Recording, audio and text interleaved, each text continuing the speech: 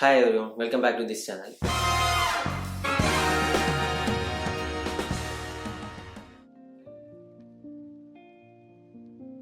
இந்த செஷனில் நம்ம என்ன பார்க்க போகிறோம் அப்படின்னா ஒரு React.js Frontend அப்ளிகேஷனில் பேக்கெண்டே இல்லாமல் பேக்கெண்ட் அப்ளிகேஷன் ஒன்று தனியாக பண்ணாமல் ஸ்ட்ரைட்டாகவே அதில் வந்து ஒரு Firebase, கூகுளோட Firebaseல உள்ள Firestore அப்படின்னு உள்ள டேட்டாபேஸ், NoSQL டேட்டாபேஸை கனெக்ட் பண்ணி நம்ம வந்து CRUD ஆப்ரேஷன் பண்ண போகிறோம். ஓகே, இந்த வீடியோவில் நம்ம என்ன பார்க்க போகிறோம்னா எப்படி வந்து Firebase வந்து செட்டப் பண்ணுறதுலேருந்து, எப்படி வந்து ஒரு React.js ஆப்பில் வந்து அதை இன்டெகிரேட் பண்ணுறதுலேருந்து, அதில் CRUD operation create, read, update, delete பண்ணுறதுலேருந்து டேட்டா எப்படி அப்லோட் ஆகுது, ஃபெட்ச் ஆகுது, எல்லாத்தையும் வந்து நம்ம வந்து பேசிக்ஸ் ஃபுல்லாக கவர் பண்ண போகிறோம் ஸ்டெப் பை ஸ்டெப். ஓகே, இந்த சேனலுக்கு நீங்கள் புதுசாக இருந்தீங்கன்னா இந்த சேனலை சப்ஸ்கிரைப் பண்ணுங்கள், இந்த வீடியோ லைக் பண்ணுங்கள், உங்களுக்கு இந்த வீடியோ பிடிச்சிருந்துச்சுன்னா உங்கள் ஃப்ரெண்ட்ஸுக்கு வந்து ஷேர் பண்ணுங்கள். ஓகே,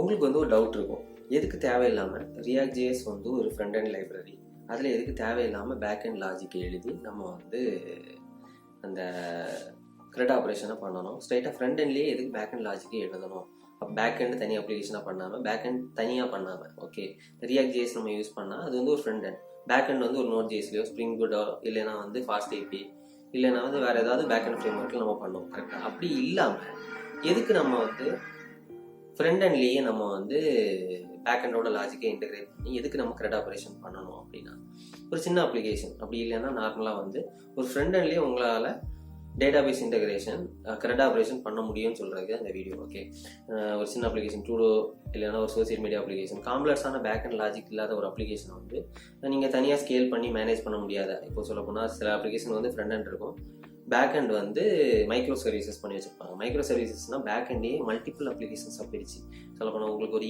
காமர்ஸ் அப்ளிகேஷன் சொன்னால் ப்ராடக்ட் அப்படின்னு சொல்லிட்டு ஒரு அப்ளிகேஷன், ப்ராடக்ட் மெயின்டைன் பண்ணுறது, ஆர்டர்ஸ் அப்படின்னு சொல்லிட்டு ஒரு அப்ளிகேஷன், அடுத்து வந்து பேமெண்ட் சொல்லிட்டு ஒரு அப்ளிகேஷன், ப்ரௌசிங் சொல்லிட்டு ஒரு அப்ளிகேஷன், இந்த மாதிரி பிரித்து வச்சுருப்பாங்க. ஆட்ஸ்னு ஒரு அப்ளிகேஷன், இது மாதிரி பிரித்து வச்சுருப்பாங்க. ஏன்னா அதை வந்து ஒவ்வொரு இதுக்கும் ஒவ்வொரு இது தேவைப்படும். ப்ராடக்ட்ஸ்க்கு வந்து அதை லிஸ்ட் பண்ணுறதுக்கு ஒரு கெப்பாசிட்டி தேவைப்படும், பேமெண்ட்ஸுக்குன்னு தனியாக ஒரு ஸ்கேலிங் தேவைப்படும். ஸ்கேலிங்னா இப்போது பிக் பில்லியன் டே சேல்ஸ் இது மாதிரி வந்து சேல்ஸ் போடுவாங்கல்ல, அந்த மாதிரி சேல்ஸ் போடும்போது ஒவ்வொரு இதுக்கும் ஒவ்வொரு கெப்பாசிட்டி தேவைப்படும். எத்தனையோ மில்லியன் யூசர்ஸ் வந்து யூஸ் பண்ணுவாங்க. அது எல்லாத்தையும் ஹேண்டில் பண்ணுறதுக்கு ஒவ்வொரு இதையும் ஒவ்வொரு இது மாதிரி ஸ்கேல் பண்ணியிருப்பாங்க, செக்யூர் பண்ணியிருப்பாங்க. ஒவ்வொரு இதுக்கும் வேறு ஒவ்வொரு ஆப்புக்கும் வேறு சொல்லப்போனால் ப்ரோக்ராமிங் லாங்குவேஜஸ், டேட்டாபேஸ் எல்லாத்தையும் யூஸ் பண்ணியிருக்க வாய்ப்பு இருக்குது. ஓகே, நம்ம இப்போ அந்த டாபிக்குள்ளே போக வேண்டாம்.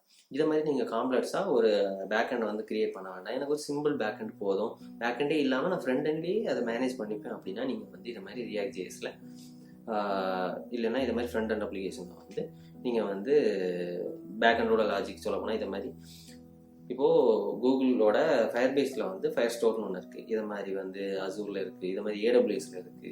ஓகே, DynamoDBன்னு ஒன்று இருக்குது. இதை மாதிரி நம்ம வந்து ஒரு NoSQL இல்லைன்னா ஒரு டேட்டாபேஸை வந்து ஃப்ரண்ட்-எண்ட்லேயே கனெக்ட் பண்ணி நம்ம அதை யூஸ் பண்ண முடியும். ஓகே, ப்ரோக்ராமிங்கில் எல்லாமே பாசிபிள் தான்.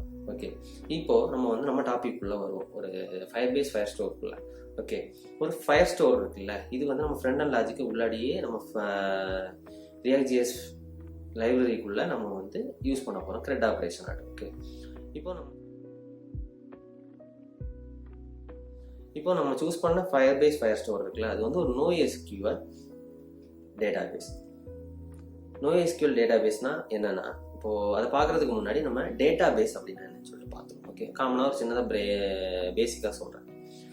டேட்டாபேஸில் வந்து ஸ்ட்ரக்சர்டு கொரி லாங்குவேஜ்னு ஒன்று இருக்குது, SQLனு ஒன்று இருக்குது, NoSQLனு ஒன்று இருக்குது. ஓகே, இதில் வந்து SQLல வந்து நம்ம MySQLனு ஒன்று யூஸ் பண்ணியிருப்போம், PostgreSQLனு ஒன்று யூஸ் பண்ணியிருப்போம். ஓகே, NoSQLல வந்து MongoDBன்னு ஒன்று இருக்குது, எல்லாருக்குமே தெரிஞ்சிருக்கும் ப்ரோக்ராமிங் சைடில், இல்லைனா வந்து ஸ்டூடெண்ட்ஸாக இருந்தீங்கன்னா உங்களுக்கு தெரிஞ்சிருந்துருக்கும். ஓகே, MongoDBன்னு ஒன்று இருக்குது, இது மாதிரி வந்து AWSல DynamoDBன்னு ஒன்று இருக்குது, இப்போது Firebase Firestoreனு ஒன்று இருக்குது. இது எல்லாத்துக்கும் ஒவ்வொரு செட்டப் இருக்கும். இதில் வந்து டேட்டா கலெக்ட் ஆகிற விதம் எதுவும் உள்ளாடி வந்து NoSQL தான். ஓகே, எதுக்கு SQL, எதுக்கு NoSQL அப்படின்னு சொல்லிட்டு பார்ப்போம். SQL எதுக்குன்னா ஸ்ட்ரக்சர்டு கொரி லாங்குவேஜ், அதுலேயே இருக்குது ஸ்ட்ரக்சர்டு. ஓகே, எதனாலனா இப்போது ஒரு அக்கௌண்ட்ஸ் தேவைப்படக்கூடிய அப்ளிகேஷன், ஒரு காமர்ஸ் அப்ளிகேஷன்னா அதோட பேமெண்ட்ஸ் எல்லாத்தையும் நீங்கள் மானிட்டர் பண்ண வேண்டியது இருக்கும், இல்லைனா ப்ராடக்ட்ஸை வந்து நீங்கள் வந்து ஈக்குவலாக மானிட்டர் பண்ணுற மாதிரி இருக்கும். இது மாதிரி மானிட்டர் பண்ணக்கூடிய அப்ளிகேஷன் பேங்கிங் ரிலேட்டட் அப்ளிகேஷன், அதையும் நீங்கள் வந்து ஸ்டாட்டிஸ்டிக்ஸ் பேமெண்ட்ஸ் எல்லாத்தையும் நீங்கள் ஃபாலோ பண்ணுற மாதிரி எல்லாத்தையுமே நீங்கள் வந்து மானிட்டர் பண்ணுற மாதிரி இருக்கும். அது வந்து ஒரு அக்கௌண்ட் மெயின்டெனபிள் ஸ்ட்ரக்சரில் இருந்தால் தான் உங்களால் வந்து அதை யூஸ் பண்ண முடியும். ஓகே, இதை மாதிரி ஒரு காம்ப்ளெக்ஸான அப்ளிகேஷன், செக்யூர் ஒரு ஸ்ட்ரக்சர் தேவைப்படக்கூடிய அப்ளிகேஷன், இ-காமர்ஸ், பேங்கிங், இந்த மாதிரிப்பட்ட அப்ளிகேஷனுக்கு வந்து நம்ம வந்து SQL யூஸ் பண்ணுவோம், ஸ்ட்ரக்சர்டு. ஓகே, NoSQL எதுக்கு யூஸ் பண்ணுவோம்னா இந்த சோசியல் மீடியா அப்ளிகேஷன்ஸ், இது மாதிரிப்பட்ட அப்ளிகேஷன்ஸ்க்கு நம்ம வந்து NoSQL யூஸ் பண்ணுவோம். SQL வந்து நம்ம வந்து டேட்டாஸை எப்படி சேவ் பண்ணுவோம்னா, இப்போ உங்களுக்கு காமிக்கிற மாதிரி ஒரு அப்ளிகேஷனுக்கு வந்து ஒரு டேட்டா பேஸ் இருக்கும். ஒரு அப்ளிகேஷனுக்கு ஒரு data base, multiple data base கூட நம்ம கனெக்ட் பண்ணிக்கலாம். ஒரு டேட்டா பேஸுக்குள்ள மல்டிபிள் வந்து டேபிள்ஸ் கிரியேட் பண்ணியிருப்போம். டேபிள்ஸ்னால் ஜஸ்ட் ஃபோல்டர் மாதிரி நாங்கள் வச்சுக்கணும். ஓகே, அந்த டேபிள்ஸுக்குள்ள நம்ம வந்து ஒவ்வொரு டேபிளுக்கும் வந்து காலம்ஸ் இருக்கும், மல்டிபிள் காலம்ஸ் இருக்கும். அதுக்கு அந்த டேபிளில் வந்து நம்ம வந்து ஒவ்வொரு ரோவாக வந்து இன்சர்ட் பண்ணுவோம் டேட்டாவை. இதில் உங்களுக்கு காமிக்கிற மாதிரி. ஓகே, ரோவாக இன்சர்ட் பண்ணுவோம். இதில் என்னென்னா டேட்டா பேஸுக்குள்ளே மல்டிபிள் டேபிள்ஸ், அந்த ஒவ்வொரு டேபிளுக்கும் மல்டிபிள் காலம்ஸ், அதுக்குள்ளாடி வந்து நம்ம ரோஸ் வந்து தேவைப்படும் போது டேட்டாஸை வந்து ரோவாக இன்சர்ட் பண்ணுவோம். இந்த ரோஸுக்கு என்னென்னா அந்த டேபிளுக்குள்ளாடி இருக்கக்கூடிய ரோஸுக்கு எல்லாமே எல்லா காலமுமே இருக்கும். வேல்யூஸ் இல்லைனா நல்லனாவது இருக்கும். ஓகே, அது வந்து ஒரு ஸ்ட்ரக்சர் ஃபாலோ ஆகிட்டே இருக்கும். ஓகே, அது அந்த ஸ்ட்ரக்சரை வந்து பிரேக் பண்ண முடியாது. அப்படி இல்லாமல் இந்த NoSQL என்னென்னா நம்மளுக்கு வந்து ஒரு ஸ்ட்ரக்சர் இருக்குது. அது சொல்லப்போனால் நம்ம அங்கே சொன்னோம்னா டேட்டா பேஸ், அது மாதிரி இங்கே வந்து ஒரு நேம் உள்ள ஃபோல்டரு, அந்த ஃபோல்டருக்குள்ளே வந்து கலெக்ஷன்ஸ் நம்ம கிரியேட் பண்ணிப்போம். இங்கே டேபிள்ஸ்ன்னு நான் சொன்னேன்ல, இந்த SQL டேபிள்ஸ் சொன்ன மாதிரி இங்கே கலெக்ஷன்ஸ். ஓகே, ஜஸ்ட் நீங்கள் ஒரு ஃபோல்டர்னு ஞாபகம் வச்சுக்கோங்க. அதுக்குள்ளே வந்து நம்ம வந்து வேல்யூஸை வந்து நம்ம வந்து ஃபைலாக சேவ் பண்ணி வைப்போம். அது வந்து அந்த ஃபைலுக்கு வந்து யூனிக்காக ஒரு நேம் இருக்கும். நம்ம வந்து ஒரு கம்ப்யூட்டரில் வந்து ஒரு ஃபைல் சேவ் பண்ணுறோம்னாலே ஒவ்வொரு ஃபைலுக்கும் வந்து ஒவ்வொரு யூனிக்காக நேம் கொடுக்குற மாதிரி இருக்கும். அது மாதிரி அதில் வந்து ஒரு யூனிக் ஐடி இருக்கும். அதுக்குள்ள டேட்டா வந்து இந்த மாதிரி JSON ஃபார்மேட்டில் கீ வேல்யூ பேர்ஸாக வந்து சேவ் ஆகிருக்கிறது தான் இந்த NoSQL டேட்டா பேஸ்.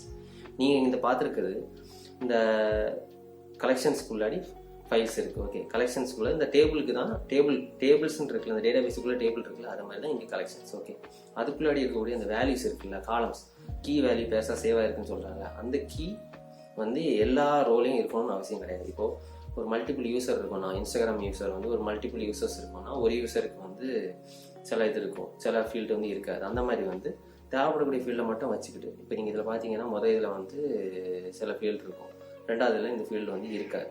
எதனாலன்னா இதுதான் NoSQL, ஒரு ஸ்ட்ரக்சரே இருக்காது. சில கீஸ் வந்து மிஸ் ஆகலாம், இருக்கலாம், இல்லாமல் இருக்கலாம். ஓகே, இதுதான் வந்து NoSQL. ஸ்ட்ரக்சர் இருக்கக்கூடியது வந்து SQL. இப்போ நீங்கள் இப்போ பார்க்குற மாதிரி NoSQL வந்து இந்த மாதிரி ஸ்ட்ரக்சர் இருக்காது. சில கீஸ் வந்து மிஸ் ஆகலாம், தேவையும் இல்லைன்னா தேவையில்லைன்னா தேவைப்படக்கூடியதை மட்டும் சேவ் பண்ணி வச்சுட்டு யூஸ் பண்ணலாம். ஸ்ட்ரக்சரோட SQL வந்து அப்படி கிடையாது. வேல்யூ இல்லைன்னா நல் அப்படின்னு சொல்லி சேவ் பண்ணுற மாதிரி இருக்கும். ஓகே, இல்லைன்னா நம்ம வந்து டிஃபால்ட்டாக ஒரு வேல்யூ கொடுக்குற மாதிரி இருக்கும். இப்போ உங்களுக்கு புரிஞ்சிருக்கும்னு சொல்லிட்டு நம்ம இந்த NoSQL டேட்டா பேஸ் தான் இந்த Firebase Firestore. ஓகே, உங்களுக்கு புரிஞ்சிருக்கும் அப்படின்னு சொல்லிட்டு நம்புறேன். இதை வந்து நம்ம கனெக்ட் பண்ணி யூஸ் பண்ணிக்க போகிறோம். ஓகே, இப்போது இவ்வளோ நேரம் வந்து நான் வந்து உங்களுக்கு Firebase, Firestore அப்படின்னு சொல்லிட்டு சொல்லியிருந்தேன். கரெக்டாக இது கூகுளோட Firebase அப்படின்னு சொல்லிட்டு சொல்லியிருக்கேன். இது உங்களுக்கு நிறைய பேர் புரிஞ்சிருக்காரு. ஓகே, அப்படின்னா என்ன? இது கூகுளோட Firebase வந்து one of the cloud service provider. Okay, இது மாதிரி வந்து GCPன்னு ஒன்று இருக்குது, AWSன்னு ஒன்று இருக்குது, அசூர்னு ஒன்று இருக்குது, இது மாதிரி நிறைய இருக்குது. இதெல்லாம் வந்து சர்வீஸ் ப்ரொவைடர்ஸ். சர்வீஸ் ப்ரொவைடர்ஸ்னால் எந்த மாதிரினா, நீங்கள் வந்து ஒரு கடைக்கு போனீங்கன்னா, சூப்பர் மார்க்கெட்டுக்கு போனால் அவங்க வந்து ஒரு சில திங்ஸ் கொடுப்பாங்க. மொபைல் கடைக்கு போனீங்கன்னா மொபைல் சேல்ஸ் அந்த மாதிரி சர்வீஸ் கொடுப்பாங்க. ரீசார்ஜ் கடைக்கு போனால் ரீசார்ஜ் சர்வீஸ் கொடுப்பாங்க. மெடிக்கல் இதுக்கு போனீங்கன்னா மெடிக்கல் சர்வீஸ் கொடுப்பாங்க. இப்போ ஒரு மாலுக்கு போனீங்கன்னா மாலுக்குள்ளே நிறைய சர்வீசஸ் இருக்கும். ஓகே, இ-காமர்ஸுக்குள்ளே போனீங்கன்னா அதுக்குள்ளே அந்த ப்ராடக்ட்ஸ் பர்ச்சேஸ் அந்த மாதிரி சர்வீஸ் இருக்கும். ரீசார்ஜஸ், ஜிபேக்குள்ளே போனீங்கன்னா நீங்கள் வந்து பேமெண்ட் ரிலேட்டடு, அடுத்தது வந்து பேங்கிங் ரிலேட்டடு, அது மாதிரிலாம் பண்ணுவீங்க. இதெல்லாம் வந்து சர்வீஸ். ஓகே, இதை மாதிரி நம்மளுக்கு அப்ளிகேஷன், நம்ம வந்து ஒரு அப்ளிகேஷன் டெவலப் பண்ணும்போது